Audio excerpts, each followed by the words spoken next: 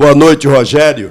Eu gostaria que você nos falasse aquilo que lhe agradou e aquilo que não te agradou nesse empate de hoje diante do Atlético Paranaense. Boa noite. Eu acho que o time fez um bom jogo, muito bom jogo. Acho que teve todas as oportunidades para sair vitorioso no dia de hoje. Fez o gol que deu a vantagem, criou o jogo que eu mais vi, contra-ataques, 4v3, 3v2, 2v1, tivemos todas as oportunidades para matar o jogo, fazer o segundo gol. Um time bem organizado, cedeu pouco espaço ao Atlético, pouquíssimas oportunidades de gol ao Atlético e tomou um gol numa bola cruzada lá no alto, na área de um jogador pequeno. Isso é a parte ruim que fica e talvez que nós pudéssemos, sem dúvida nenhuma, ter decidido o jogo antes, agora. O time fez uma ótima partida, mas quando o resultado não vem, o que vale é o resultado, né? Aí ainda teve um lance bem polêmico no final, que o cara nem para ter capacidade de Alvar olhar, porque o cara está de braço aberto, a bola amortece no braço. Já foi custoso para ele dar o pênalti que foi, né? E que foi claro na frente, e ainda teve o último lance do jogo. Mas antes do último lance, acho que existiram outras grandes oportunidades de ampliar o marcador e nós não tivemos a tranquilidade para definir o jogo de maneira antecipada e tomamos um gol de bola parada. Ceni, eu conversei com o Ademir ali agora, entrevistei o Ademir e ele me disse que tem que mudar a atitude, né, para o time permanecer na Série A. Mas hoje eu vi a atitude do time em campo. Concordo. Sim, como é que faz agora? Como é que você tem que gerenciar isso aí agora até o final do Campeonato Brasileiro, já que o Bahia, cada rodada que passa, vai se aproximando da Série B do próximo ano? Não, o Bahia não está se aproximando da Série B do próximo ano. Nós temos 4 partidas ainda. O campeonato é feito de reviravoltas, né? Ontem todos contavam que o Cruzeiro não fosse perder seu jogo e perdeu. Todos os jogos são difíceis. Uma vitória custa caro para você vencer uma partida. Não é fácil você vencer um jogo em Campeonato Brasileiro. Hoje nós tivemos todas as oportunidades do mundo para que isso acontecesse e não colocamos em prática. Eu não concordo que falta atitude, acho que a atitude é a coisa que mais se tem. Falta às vezes um refino, um passe final. Eu acho que hoje foi o grande problema, foi o último passe que muitas vezes não entrou, por uma sintonia fina que falta entre, né, a decisão na hora correta, no espaço, tempo e espaço correto para acertar esse passe para a gente vencer o jogo. Mas a atitude do time jogou do começo ao fim, praticamente dono do jogo, contra um time que está em 7º lugar no campeonato, mas veio aqui, cansamos de finalizar no gol, mas falta ainda uma melhor tomada de decisão no final. Eu acho que essa talvez seja decidir a melhor bola a se entregar para o companheiro para que a gente possa fazer os outros. Porque eu juro, eu estava contando agora que eu estava assistindo antes de vir falar com vocês. No mínimo 6 situações de superioridade numérica de contra-ataque. Seja 4 contra 3, seja 3 contra 2 e até mesmo teve um deles que foi um 2 contra 1. Mas você tem que achar o momento exato para soltar essa bola para o companheiro estar em melhor posição. Isso nós não conseguimos encontrar. De resto, o que eu vou dizer para você? Quando a gente joga mal, eu venho aqui e digo para vocês, olha, não jogamos bem, fizemos um jogo abaixo. Às vezes ganhamos, às vezes perdemos com o jogo jogado abaixo. Agora hoje não, hoje nós fomos superiores, jogamos bem, tivemos as melhores oportunidades, criamos tudo que podíamos criar, mas não conseguimos acertar a bola correta para a finalização que fizesse o 2-0 e liquidasse o jogo.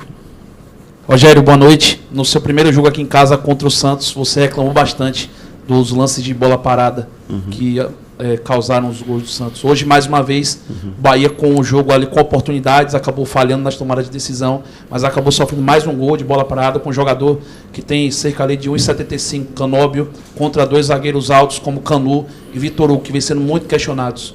O que falar sobre a situação da defesa do Bahia? Não é que eles estão contra os dois. Na verdade, são vários jogadores que estão na área, mas que nós poderíamos ter cortado a bola, concordo com você, um jogador mais baixo. Em tese, não deveríamos sofrer esse tipo de gol, mas não situando diretamente os dois, porque nem sempre o zagueiro é que está na bola, naquela bola. Tem outros jogadores altos que são marcados, né? Um está marcando o primeiro pau, o outro está marcando um jogador mais alto, mas mesmo assim nós não poderíamos ter deixado sair o cabeceio. Boa noite, Rogério. Você falou aí da situação dos contra-ataques, o Bahia com uma situação de vantagem. Mas o que está acontecendo? Esse último passe é nervosismo, é uma situação de pressão ou em determinados momentos falta qualidade? Não, acho que é a situação de necessidade de vencer ou de uma escolha, o cansaço também, eu acho que é uma coisa que pesa muito, porque muitos deles aconteceram na parte final do jogo, onde o jogador já está um pouco sem perna, né? Mas eu repito, tem que ter a tomada de decisão correta, tem que ter calma, ultrapassagem. Quando você parte para um contra-ataque, você tem que pensar que um jogador tem que fazer ultrapassagem para carregar a marcação. E a gente correu hoje todas as vezes, todos na mesma direção até o fim. Aí você não abre o espaço. O teu 4v3, quando você não faz uma ultrapassagem, ele minimiza essa vantagem que você tem. Então, assim, quando você abre espaço, passa por trás do homem da bola e abre o fundo, sempre você acaba levando um jogador e criando espaço para quem conduz a bola. E nós não fizemos isso. Nossos contra-ataques foram em linha reta, todos em linha reta, ninguém puxou uma diagonal, ninguém puxou, ninguém fez uma ultrapassagem para criar o espaço para quem conduzia a bola do contra-ataque. Eu acho que esse foi o maior defeito que nós tivemos nas oportunidades que nós tivemos de superioridade numérica do meio campo para frente. Boa noite, Rogério.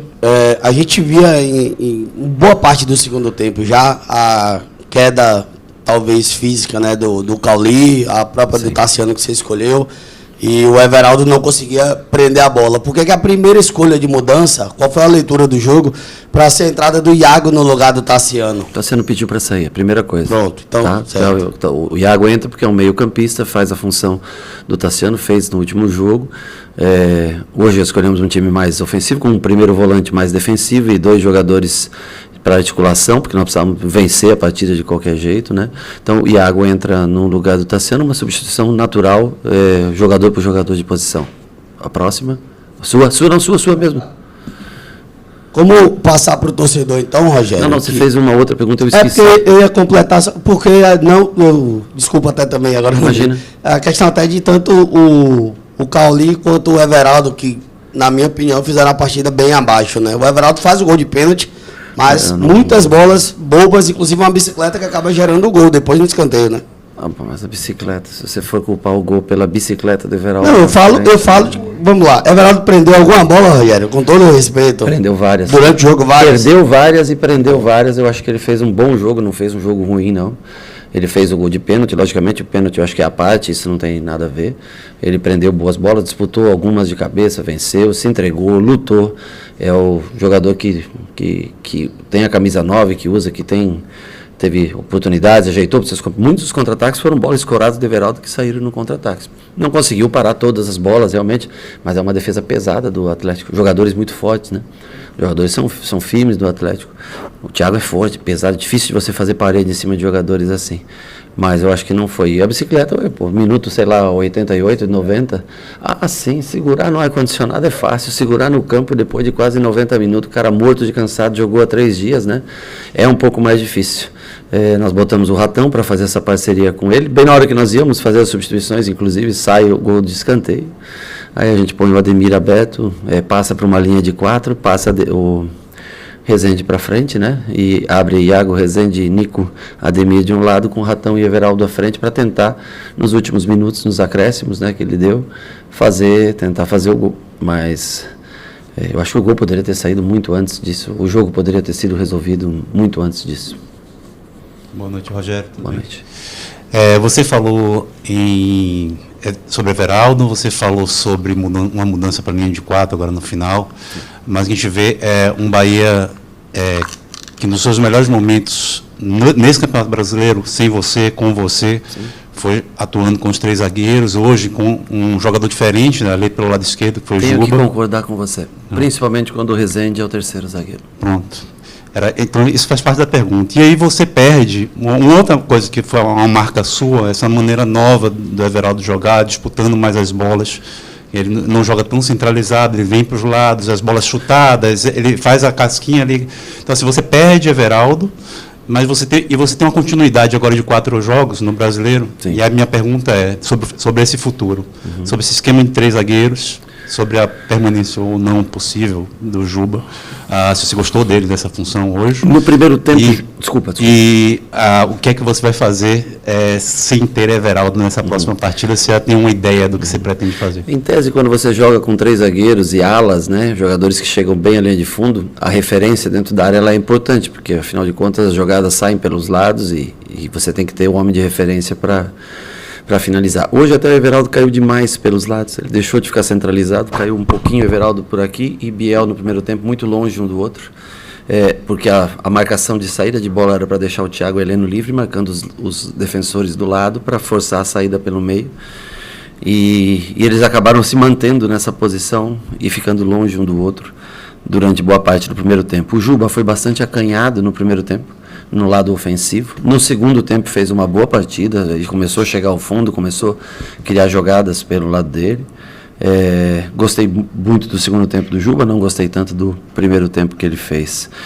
Do Everaldo, nós vamos pensar com calma, analisar o próximo adversário, como joga hoje, né? Se eu não me engano, eu vi o Corinthians jogando com linha de 3 contra o Grêmio, muito em função do que nós fizemos contra o Grêmio, acredito eu, aproveitando uma boa partida de um adversário que foi lá, olhou, viu como é que jogávamos, acredito que eu também faria isso se eu tivesse a oportunidade de ver um adversário jogando contra, e aí nós vamos ver, mas eu tenho que concordar com você que fica mais firme defensivamente o time jogando com uma linha de 3 com o Rezende. Agora, se eu pego um time sem referência, que não tem um 9, por exemplo, o São Paulo, que praticamente joga sem 9, com o Luciano vindo flutuar, e você não tem uma referência, não adianta você também ter os 3 zagueiros, porque você perde o meio campo. Então depende muito do sistema que o adversário jogue para você. Nós temos um coringa que é muito importante, que é o Rezende, porque ele joga tão bem de volante quanto de zagueiro. Tem jogo aéreo, pode ser um... Então, assim, a nossa vantagem é que a gente pode mexer com o Rezende como terceiro, como segundo volante, como terceiro, como segundo volante, e mudar sem mudar peça, sem mudar jogadores, poder mudar o jeito do time jogar. Só comentar que no último jogo a assessoria colocou o time no 3-5-2 e jogou no 4-4-2. Só para ver justamente essa possibilidade do Rezende. Mas acho que foi um erro de digitação. Rogério Ceni, boa noite. Douglas Santana do site BNews. Queria perguntar a você sobre a questão do lado psicológico. Que, como você me resumiu, o Bahia não venceu hoje por questão de detalhe. E como é que fica a questão psicológica do time? A gente sabe que, além da parte física, o psicológico também desgasta bastante num jogo como esse. Então, com essa sua experiência, vasta experiência dentro do futebol, como faz esse time tirar forças para esses 4 últimos jogos que teremos ainda pela frente, sendo que o Bahia está a 1 ponto da zona de rebaixamento? Porque nós defendemos o Bahia. E é uma instituição muito grande, que tem uma torcida gigantesca, e nós temos que ter consciência que nós temos que fazer o nosso melhor para não deixar o clube nesse momento de transição, porque eu falei para eles no último jogo que é o primeiro ano, né? São 6 meses mais ou menos de Grupo City aqui, né?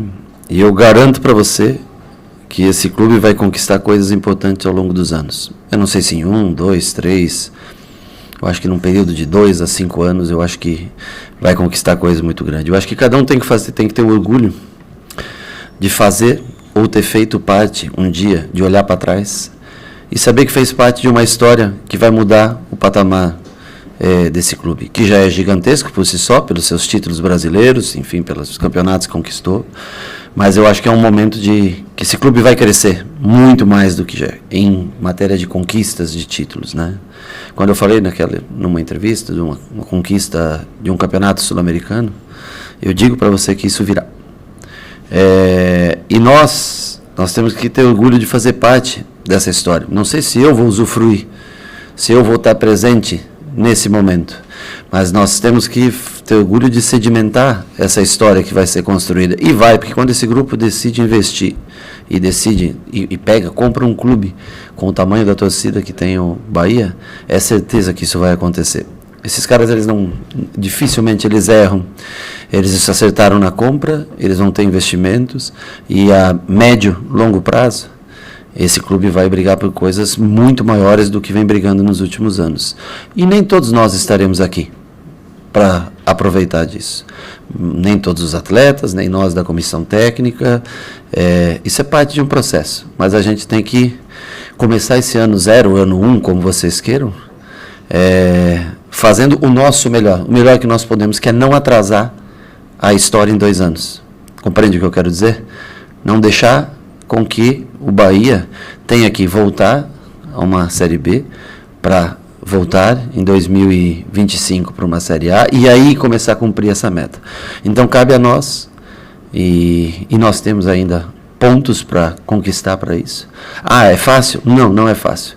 Mas nós temos que ter na nossa cabeça que nós somos parte disso nesse momento. Não são todos os atletas que estarão aqui no futuro.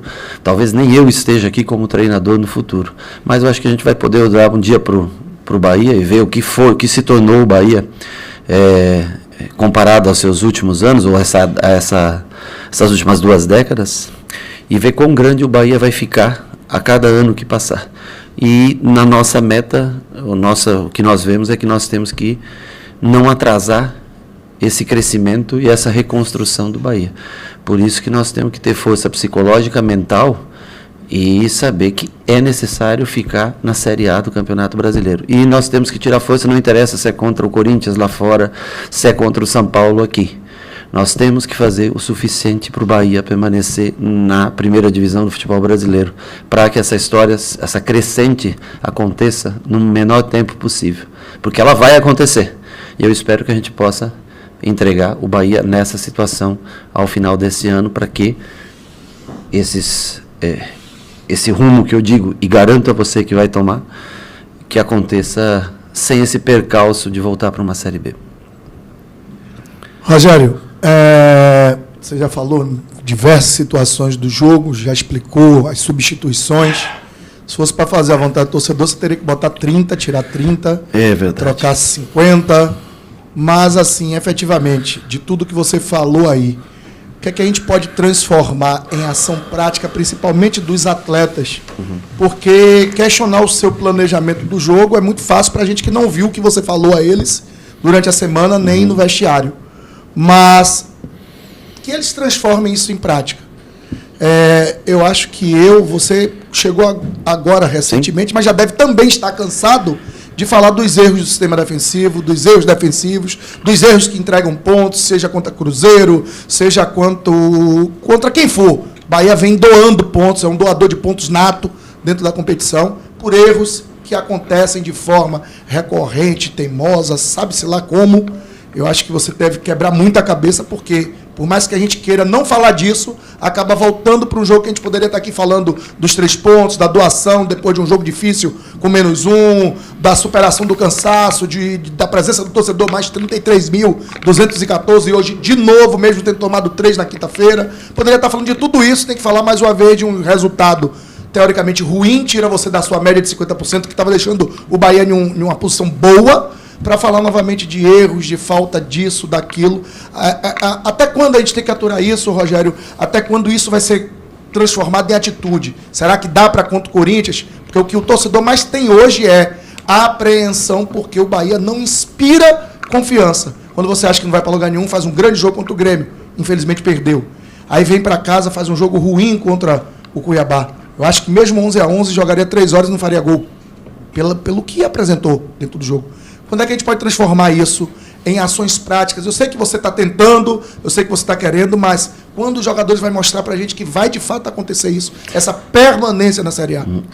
Olha, são respostas difíceis, eu entendo a tua pergunta, e a gente não precisa esconder os erros que acontecem, e acontecem mesmo, né?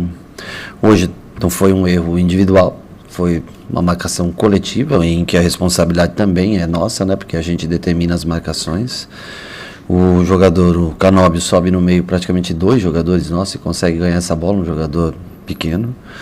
Mas aqui não adianta a gente ficar pontuando os defeitos para vocês aqui. Adianta a gente tentar corrigir. Eu sei que você vai me dizer, mas então por que você não corrigiu? Porque não é uma situação fácil.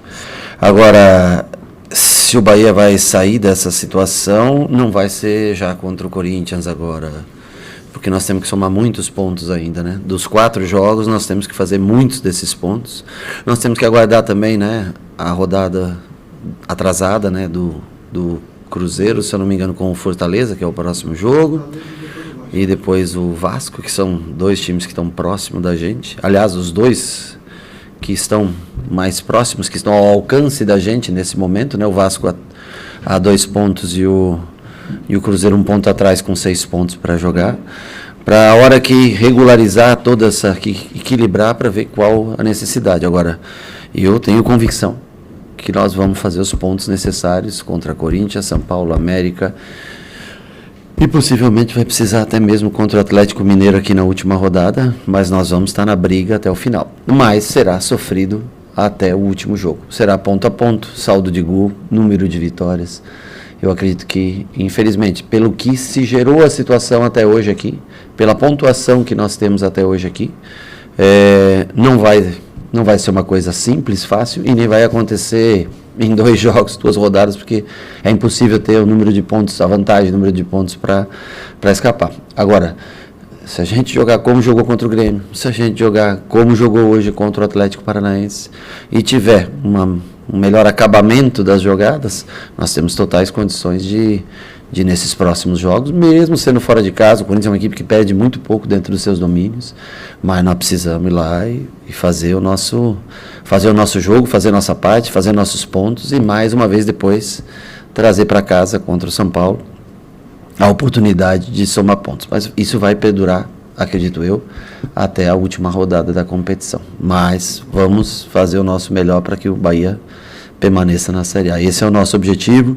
Nós temos agora 8 ou 9 treinamentos até o próximo 9 treinamentos até o próximo jogo contra o Corinthians. Tem a situação do Everaldo que está fora, como você me perguntou. Vamos tentar analisar o Corinthians e ver qual a melhor peça a ser utilizada, o melhor sistema a ser utilizado, para que a gente faça um bom jogo fora de casa. E quem sabe, por que não? Não é impossível você conseguir vencer fora de casa e melhorar a sua situação. Analisar primeiro com calma, trabalhar durante a semana, analisar quando ficar todo mundo com o mesmo número de jogos para ver qual é a realidade da situação e vamos para cima de quem a gente enfrentar, porque nós já mostramos contra o Grêmio, que está lá em cima na tabela, nós mostramos hoje contra o Atlético, que está em cima na tabela, que nós podemos jogar de maneira superior aos nossos adversários, com todos os problemas, defeitos e com todas as correções que a gente tem que fazer. Nós provamos que nós podemos fazer bons jogos, como foi exemplo de hoje, e tentar, quando as oportunidades surgirem. Você vê, teve jogos que nós matamos com pouquíssimas chances de gol, no caso do Fluminense, e teve jogos que nós tivemos muitas oportunidades de gol, muito controle de jogo e não conseguimos matar o jogo, como foi o caso do Grêmio, que nós tivemos chance de sair na frente, e hoje que nós tivemos chance de, além de sair na frente, concluir o segundo gol e terminar o jogo por ali. Rogério, boa noite. Rogério, boa noite. Eu sei que ainda faltam 4 jogos, mas estamos a uma posição apenas fora da zona de rebaixamento e com 2 jogos ainda a mais em relação ao Cruzeiro. Então eu queria falar contigo de aspectos além da partida de hoje, de um campeonato como um todo. Você falou agora há pouco sobre o médio e longo prazo, sobre ter certeza de conquistas, de um Bahia mais triunfante, de um Bahia de coisas maiores, né? Sim. Então eu queria falar com você sobre o presente e principalmente o que é passado a você, e eu digo não só da comissão que está aqui ou diretores que estão aqui, digo de diretores de alto escalão que estão em Manchester, enfim, que estão pelo mundo, que estão na cabeça do grupo. É tratado como algo inadmissível um rebaixamento nesse momento ou como algo que pode que não quer que aconteça, mas faz parte de um processo médio e longo prazo? Para mim é tratado como inadmissível, não me interessa o que os outros pensem. Para mim, lá em cima, o que vier de ordem, não, eu duvido que eles deem uma ordem e achar uma coisa normal o Bahia ir para a segunda divisão. Então tem que ser tratado de forma inadmissível por nós e pelos atletas. Esse é o principal. Somos nós que entramos em campo, somos atletas que entram em campo, somos nós que preparamos o time. A palavra inadmissível tem que estar ligada a nós. Nós temos que levar isso, independente do que as pessoas em cima achem, nós temos que achar inadmissível essa situação. Pronto. Boa noite. Boa noite.